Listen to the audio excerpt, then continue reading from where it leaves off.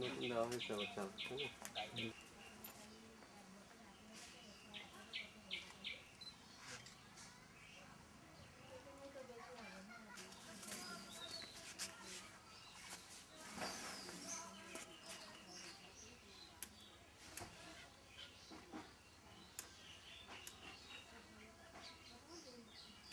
হ্যাঁ।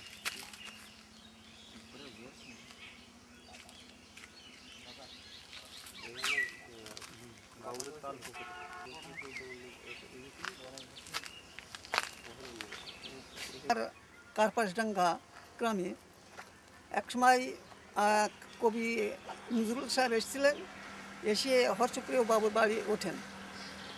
বাবুর বাড়িতে পুকুরের ধারে বসে কবি কবিতা লিখতেন এবং এখানেই ওই লিচুচোর কবিতাটা এখান থেকে লিখেছিলেন। এই পুকুরের ধারে বসেই, এই পুকুরের ধারে তাল গাছ ছিল এবং লিচু গাছ ছিল।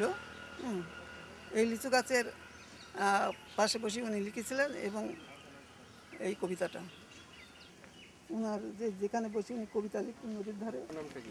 হর্ষপ্রিয়র পুরো নামটা কি? হর্ষপ্রিয় বিশ্বাসের আটচালার সামনে দাঁড়িয়ে আছি, যে আটচালায় জাতীয় কবি কাজী নজরুল ইসলামের অনেক স্মৃতি জড়িয়ে আছে এবং 1926-27 সালের দিকে কাজী নজরুল ইসলাম সপরিবারে এই আটচালায় প্রায় দীর্ঘ 2 মাস অবস্থান করেছে। হর্ষপ্রিয় বিশ্বাস ছিলেন তৎকালীন নদিয়া কংগ্রেসের সম্পাদক। ওনার বাড়িতে কাজী নজরুল ইসলাম এসে ওনার সাথে একটা বন্ধুত্ব সম্পর্ক ছিল। ওনার বাড়িতে প্রায় 2 মাস অবস্থান করেছে এবং বিভিন্ন সময়ে আরও কয়েকবার কাজী নজরুল ইসলাম এই কার্পাসডাঙ্গাতে পদার্পণ ঘটেছে এবং এই আটচালাতেই থেকেছে। আর এই আটচালাতে থেকেছে উনি মিশন প্রোটেস্টান্ট মণ্ডলীতে নদীর পাড়ে মিশন, সেখানে থেকেছে, গান লিখেছে, কবিতা লিখেছে, এই বাড়িতে বসে গান লিখেছে, কবিতা লিখেছে এবং এটা এই এলাকার মানুষ বিশেষভাবে জানে এবং যারা পুরাতন লোকজন ছিল এবং এটা নিয়ে এই এলাকার মানুষের আন্দোলন আমাদের জীবন্ত থাকে এখানে, সেটা চাই আমরা। আর সরকারকে বিশেষভাবে অনুরোধ করব যেন সরকার এটাকে আরও এই মানুষের ইচ্ছাটাকে আরও জাগ্রত করুক, এখানে কিছু করুক যেন কাজী নজরুল ইসলাম কার্পাসডাঙ্গায় জীবন্ত হয়ে থাকে। ওই ক্যামেরাটা ছবিটা তুলে নেব তো।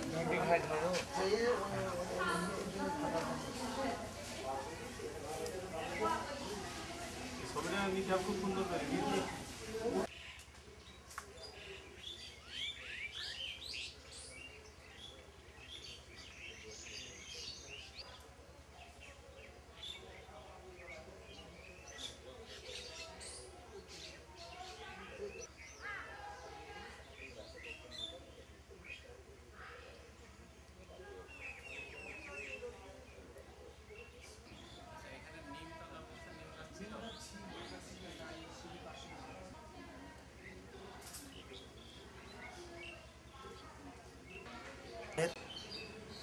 এই জায়গায় আমি দাঁড়িয়ে কথা বলছি। পাশে নদী বয়ে চলেছে, এটা হচ্ছে চারশব বাংলাদেশ।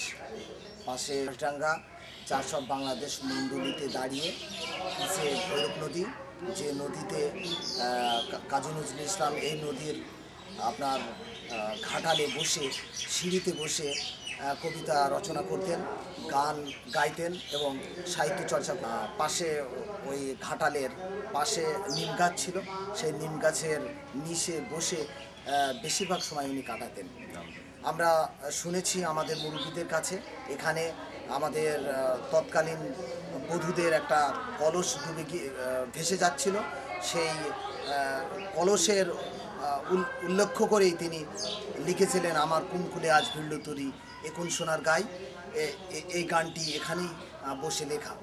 পাশেই ছিল ঝাউ গাছ, ঝাউ গাছের তৎকালীন আমাদের মুরব্বী আমরা সাক্ষাৎকার নিয়েছিলাম, তেনার কাছ থেকে আমরা শুনেছি যে তরেন মণ্ডলের যখন 14-15 বছর বয়স ঝাউ গাছে একটা ডাড়স সাপ ওরা মেরেছিলেন।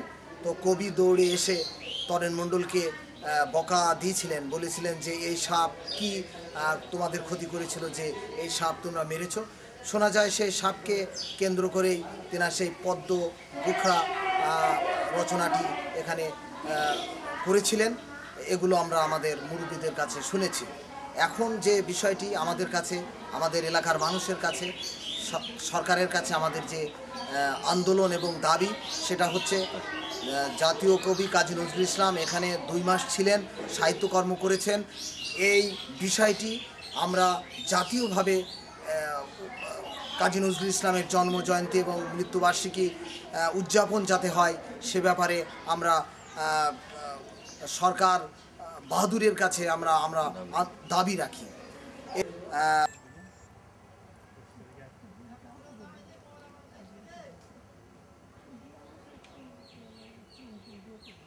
পাঁচটাঙ্গা ইউনিয়ন, এখানে বিদ্রোহী কবি কাজী নজরুল ইসলাম কলকাতা আমার স্ট্রিট থেকে বাবু হাস্যপ্রিয় বাবুর এই আটচালায় মহিম সরকারের আমন্ত্রণে কাজী নজরুল ইসলাম সপরিবারে কলকাতা আমার স্ট্রিট থেকে কৃষ্ণনগর হয়ে চান সড়কে কারবারডাঙ্গায় অবস্থান করেন। 2 মাস অবস্থান করেন, আত্মগোপনে ছিলেন। এখানে সতে কবিতা রচনা করেন, এখানে অনেক লেখালেখি করেন। তার মধ্যে উল্লেখযোগ্য লিচু চোর এবং পদ্ম গোখর কবিতা এখানে লিপিবদ্ধ করেন। এখানে আভা সরকার এবং শিউলি রানীর মহিম সরকারের 2 মেয়ে কাজী নজরুল ইসলামের কাছে এবং গান শিখতেন। এবং নীলিমা সরকারও তখন বেঁচে ছিলেন। তিনি এখানে নিজের স্বয়ং ডাইরেক্ট গান শিখেছেন, গান শুনেছেন। তিনি এখন নাই, তিনি মারা গেছেন। আমার 4 জন ডাইরেক্ট বেঁচে ছিল তখন নজরুল ইসলামের হস্তে মানে গান শিখেছেন এবং শুনেছেন ছিলেন। তা আমরা সরকারের কাছে আবেদন করতেছি, আমি কারবারডাঙ্গা সাহিত্য সংসদের সভাপতি হিসাবে, যে কারবারডাঙ্গাতে নজরুল স্মৃতি কমপ্লেক্স তৈরি করার জন্য সরকারকে আবেদন করতেছি। যে নজরুলকে নিয়ে জানা এবং বোঝার একটা গবেষণা ইনস্টিটিউট সৃষ্টি করে নজরুল ভক্ত, নজরুল প্রেমিক যারা, তারা আইসে যাতে অবস্থান করতে পারে, জানতে পারে এবং নজরুল সম্বন্ধে বুঝতে পারে।